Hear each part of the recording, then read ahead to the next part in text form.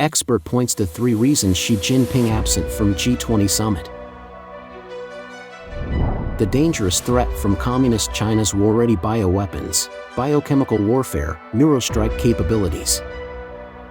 It's all covered in today's China Truths.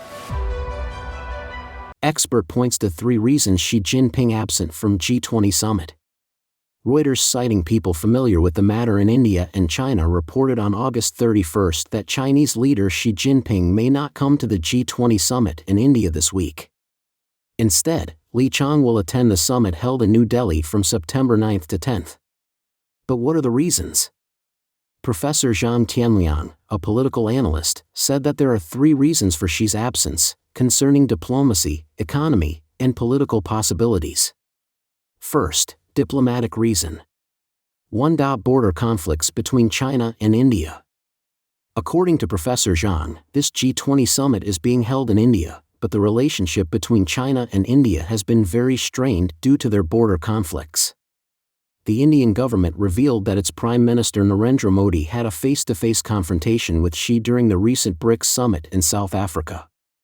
At that time, Modi said that he was very concerned about the border demarcation between the two countries. Meanwhile, the Chinese Communist government last week released a China 2023 standard map, in which it turns India's Arunachal Pradesh and Aksai Chin Plateau into China's official territory. The new map has aroused protests from India. China's standard map has also triggered protests in other countries in the region, such as Malaysia, the Philippines, and Vietnam. With the current situation, Xi may be afraid of protests in India if he goes to the G20 summit, because he has a bad relationship with India. Apart from Xi, Russian President Vladimir Putin also decided not go to the G20 summit this time, because Brussels charges an arrest warrant against Putin for war crimes have restricted his international travel. And even if Putin goes, the leaders from other G20 countries will not treat him well. 2. Taiwan Strait issue. China's most critical issue is its tensions with Taiwan. The United States made another big move last week. The U.S. State Department stated that the Biden administration notified its Congress on August 29 that it was preparing to provide $80 million in aid to Taiwan. This assistance is provided in the form of military financing.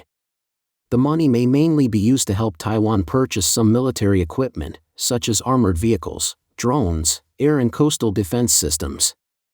The money may also be used to train the national army.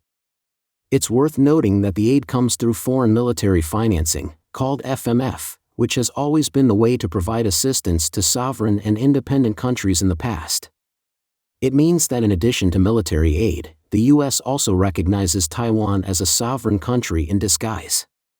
1 day later, the British Parliament also recognized Taiwan's sovereignty. Its Foreign Affairs Committee released a report on August 30, stating that Taiwan is already an independent country with the name of the Republic of China. Taiwan has all the qualifications of a country, including a permanent population, a defined territory, and the government's ability to establish relations with other countries. It only lacks wider international recognition. It means the UK believes that Taiwan is a sovereign and independent country. This is the first time that the British Parliament has made such a statement, so we can see that Biden assisted Taiwan by providing military assistance to sovereign countries through the FMF. The Foreign Affairs Committee of the British House of Commons also said that Taiwan is already a sovereign and independent country. So Xi Jinping must be concerned as various countries are drifting away from China when it comes to the Taiwan issue. 3. Missing a good opportunity for shuttle diplomacy. The G20 is not actually 20 countries, because the United States, European Union, Australia, Japan, South Korea, will also participate in the summit. If Xi Jinping attends the event, he will have a chance to negotiate with these countries in a very good shuttle diplomacy. It would be a good opportunity for Xi to show the demeanor of the head of state of a powerhouse, but he will not go there. This time, Xi will send Li Qiang to go to the G20 summit, which is a very rare arrangement. Although Li Qiang is the Chinese premier, he positions himself as Xi's secretary, so dares not make any major decisions. If Li makes a major breakthrough at the summit, he will be suspected of shaking the boss with his great achievements. Second, economic reasons. China's economy is indeed a big problem. In August, China's stock market was severely hit due to the weak economy and sluggish real estate activities. The Shanghai Composite Index posted its worst monthly performance since September 2022. The CSI 300 index hit its lowest closing level this year. There's really no hope for the Chinese stock market. Now foreign investors have been withdrawing funds from the Chinese market. China announced that its manufacturing PMI in August was still below 50, indicating that the manufacturing sector has been shrinking for 5 consecutive months. Now China's real estate is in an unprecedentedly difficult period. In the latest news, Country Garden, regarded as a model student for real estate companies, said on August 30 that it had a net loss of 51.5 billion yuan in 6 months after making a profit of only 1.9 billion yuan last year. Looking at China's economy, including the latest data, it is so bad. Third, political reasons. Professor Zhang Tianliang said that there is a possibility of health reasons, economic reasons, and diplomacy reasons, but they are also not very likely. The key reason, he thinks, is political matters. She has only gone abroad twice this year, once to Russia to meet Putin, and once to South Africa to attend the BRICS summit. This seems to indicate that she is very afraid of leaving China. Professor Zhang analyzed that if Xi Jinping wants to go abroad, he must take Kai-Chi, the director of the Central Office, and the Central Office is the direct boss of the Central Security Bureau, so if Kai-Chi leaves China, Xi is afraid that the Central Security Bureau will lose control. This may be the key reason why she is worried and dare not leave China for too long. Of course, this is all speculation now. It may also be because she has many things to make timely decisions, especially he can't walk away yet after cleaning the rocket army. The dangerous threat from Communist China's war-ready bioweapons, biochemical warfare, neurostrike capabilities. China's bioweapons, biochemical weapons, and neurostrike weapons may present a range of immediately executable strike options for which the United States does not have an adequate response. How dangerous is the threat? Mr. Ryan Clark is a senior fellow at the East Asian Institute at the National University of Singapore. In his article, Communist China's War-Ready Bioweapons, Biochemical Warfare, Neurostrike Capabilities, Mr. Clark gave an analysis about China's capabilities and the need for the U.S. to respond accordingly. Unconventional weapons, core elements of the CCP's standard order of battle. Beijing views biological, biochemical, and information warfare as a core component of its asymmetric warfare strategy against the United States and its allies. They are part of Beijing's standard order of battle, not an unconventional set of capabilities only to be used under extreme circumstances.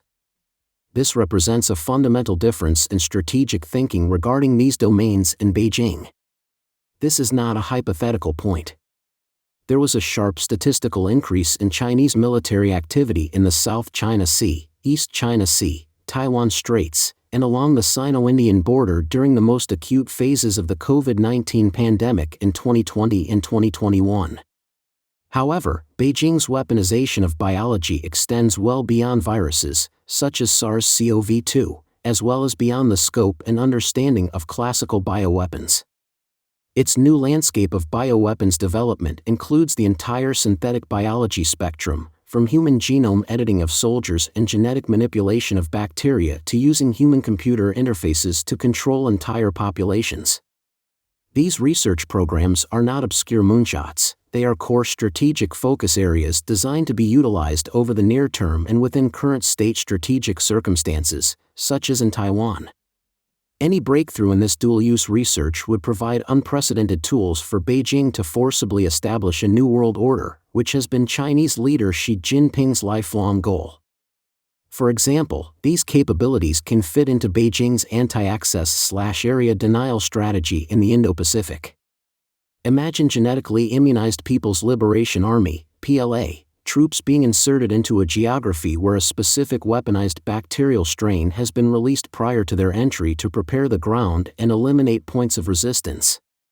Any remaining sources of resistance on the ground are then dealt with through neurobiological weaponry that instills intense fear and/or other forms of cognitive incoherence, resulting in inaction. The net result of such a scenario would be the PLA establishing absolute control over a geography, such as Taiwan, while simultaneously blunting any American strategic options to intervene and physically insert personnel into the theater. This would effectively negate and render inert America's overwhelming conventional superiority with very few, if any, near-term remedies. This scenario is based on known existing CCP research programs and what the clear strategic aims of those programs are. SARS-CoV-2/COVID-19 high-risk experiments at WIV, the tip of a massive iceberg. As catastrophic as the release of the genetically engineered SARS-CoV-2 virus from either the Wuhan Institute of Virology, WIV, or the Wuhan branch of the Chinese Center for Disease Control and Prevention, which also has a live bat colony like WIV, Beijing has been conducting gain-of-function, GOF, and other high-risk research on a range of pathogens that are even more dangerous than the SARS-CoV-2 virus. My team and I at Beijing Biothreats Initiative, BTI, have recently published the world's first and only multi-pathogen, multi-site, and multilingual strategic net assessment of the full spectrum of Beijing's bioweapons programs.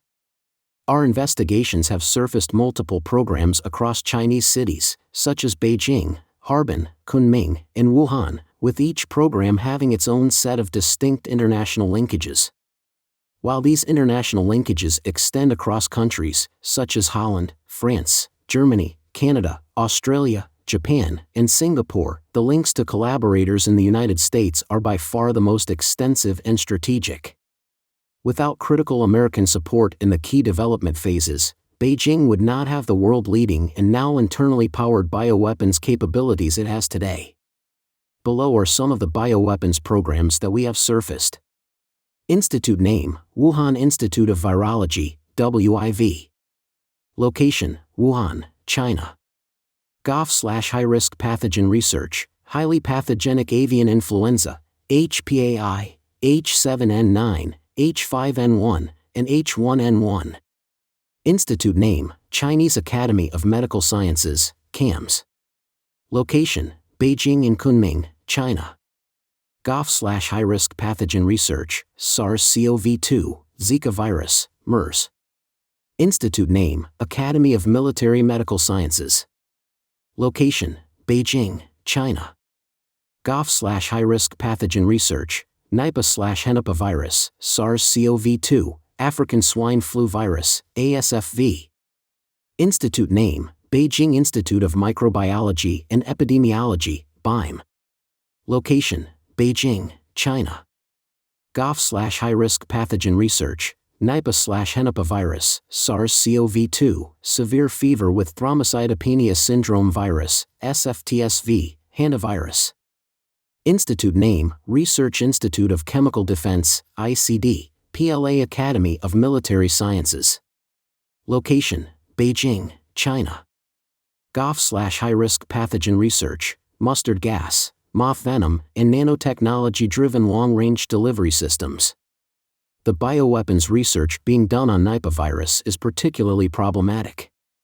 Nipah already has an 80 to 85% lethality rate in nature and is highly pathogenic. In fact, this high pathogenicity is Nipah's key weakness in that it spreads so rapidly with a high degree of lethality that it burns itself out in a specific population due to overmutation. Nipah has been clinically isolated in India, Bangladesh, Malaysia, and Singapore. How does Beijing even have Nipah samples, and why is this dangerous virus being experimented on in CCP/PLA-run labs inside China? CCP Neurostrike, AMMS leads the way. Unknown to many, Beijing and its PLA have established themselves as world leaders in the development of neurostrike weapons. These platforms directly attack, or even control, mammalian brains, including humans, with microwave/directed energy weapons via standalone platforms, for example, handheld guns, or the broader electromagnetic spectrum. Neurostrike, as defined by Professor Robert McCreight, refers to the engineered targeting of the warfighter and civilian brains using distinct non-kinetic technology to impair cognition, reduce situational awareness, inflict long-term neurological degradation, and fog normal cognitive functions. Beijing views neurostrike and psychological warfare as a core component of its asymmetric warfare strategy against the United States and its allies in the Indo-Pacific. However, Beijing's weaponization of neuroscience extends well beyond the scope and understanding of classical microwave weapons. Its new landscape of neurostrike development includes using massively distributed human-computer interfaces to control entire populations as well as a range of weapons designed to cause cognitive damage. In addition to playing a leading role in Beijing's bioweapons programs, in August 2005, the Chinese Academy of Military Medical Sciences, AMMS, established and operationalized the three major forces structure. This comprises the following: Strategic Planning Force for military combat medical preparations to address strategic scientific and technological problems. Specialized Tactical Force for counterterrorism operations and public health emergency crisis response. Specialist Technical Unit for the PLA's disease prevention and control activities. AMMS was placed on the U.S. export control blacklist in December 2021, with its leading role in neurostrike research serving as a key justification. Given the proscribed status of AMMS combined with its operational requirement to continue to clandestinely access leading Western research and technologies, it has become necessary to maintain a close monitoring function on this entire institution. As a central PLA component of Beijing Neurostrike program, AMMS represents a complex network of still overt, half-submerged, and outright subterranean global linkages that continue to power its most aggressive research and development programs. CCP-directed synthetic narcotics trafficking, low-velocity, high-impact, precision-guided biochemical warfare. Synthetic narcotics are a fundamentally different type of illicit industry compared to previous generations of naturally grown narcotics, such as cocaine. Synthetic narcotics, namely fentanyl-laced heroin, are produced in pharmaceutical-grade manufacturing facilities under standardized industrial processes with associated supply chains and distribution channels. Synthetic narcotics traffickers are not dependent on jungle airstrips or remote unguarded shorelines to produce or move their product like previous cocaine traffickers, such as Pablo Escobar in Colombia or Felix Gallardo in Mexico. Synthetic narcotics is a fully industrialized illicit business with economies of scale, modern financial infrastructure, and continuously increasing efficiency gains. However, despite the professionalization of this illicit industry, synthetic narcotics are not likely to be commercially viable even over the medium term. For example, fentanyl-laced heroin does not generate a stable population of consumers, given the high fatality rates of users. Users of many other naturally grown narcotics will purchase products for multiple years, or even a lifetime in some cases, thereby generating a stable and commercially viable illicit market. In the case of fentanyl-laced heroin, for example, the product is highly likely to kill or severely debilitate the user over a short time frame. It is, therefore, unclear as to whether there is a purely commercial motive for the manufacturing and trafficking of these synthetic narcotics and whether there are hidden subsidies from CCP sources to maintain the market.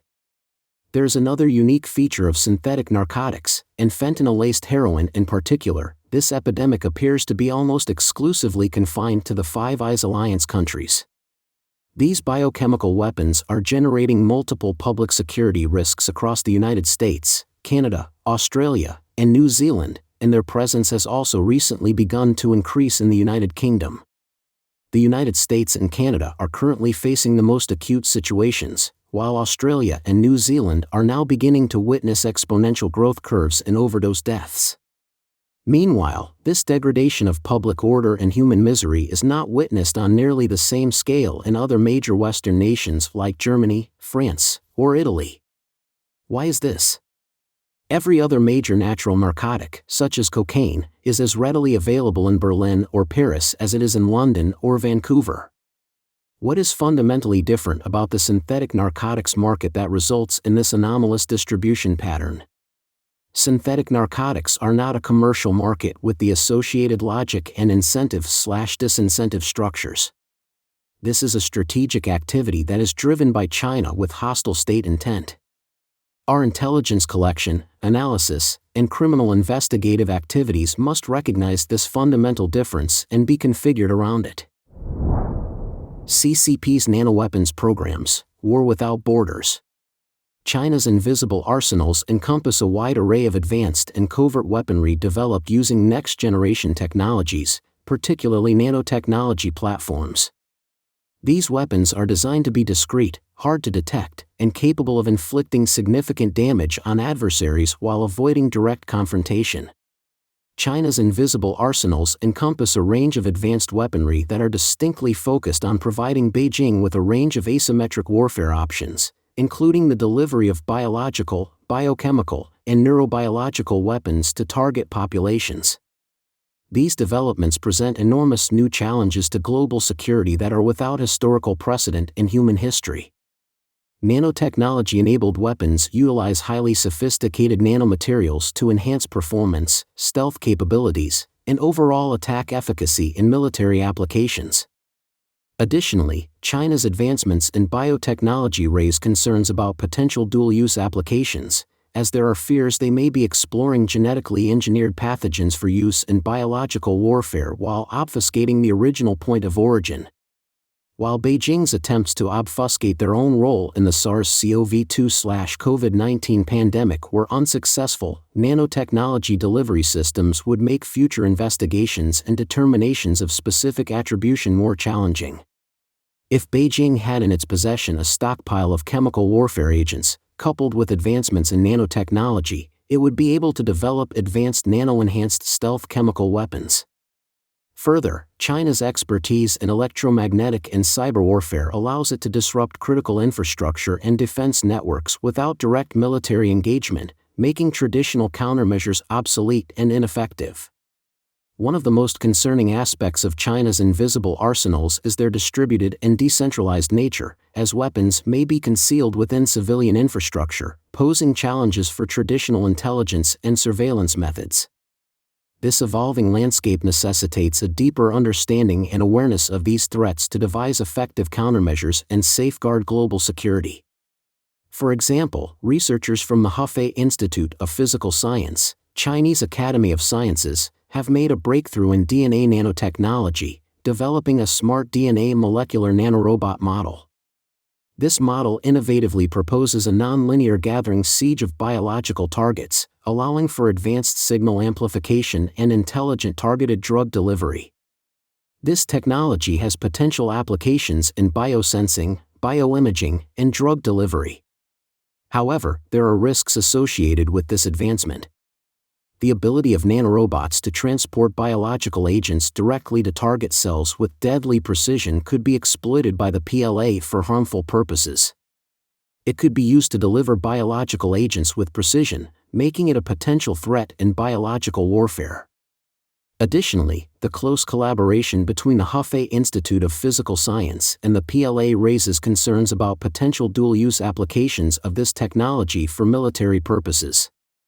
It is essential for the United States to closely monitor China's advancements in these areas and engage in open discussions to define the boundaries of what constitutes a chemical weapon, biological weapon, or any other type of invisible arsenal. By understanding and addressing these challenges, we can more effectively work to strengthen arms control regimes and maintain global security in the face of rapidly evolving threats. If Beijing refuses to engage in these discussions, that is also informational, and this refusal should lead to the generation of American precision targeting plans to eliminate these threats. No time to react, the immediate need for U.S. offensive precision targeting options. All of these programs have one commonality: they are zero-warning, rapid-strike weapons designed to shock and paralyze a target populations while seeking to obfuscate the point of origin of the attack itself. Beijing tracked the specific impacts that the COVID-19 pandemic had on the United States and its allies in a microscopic level of detail. The lesson that Beijing has concluded is that bioweapons, biochemical weapons, and neurostrike weapons present a range of immediately executable strike options for which the United States does not have an adequate response. This is especially true when these capabilities are paired with Beijing's nanoweapons arsenal, some of which are specifically designed for long-range delivery. In a contingency that is generated by one or more of these Beijing's weapons programs, traditional biodefense dissolves on first contact. A genetically modified Nipah virus that maintains, or even enhances, its lethality while enhancing its survivability in human populations and can be delivered through a nanoweapon would render our COVID-19-derived response options inert and ineffective. Beijing knows this and has made its next round of strategic investments accordingly.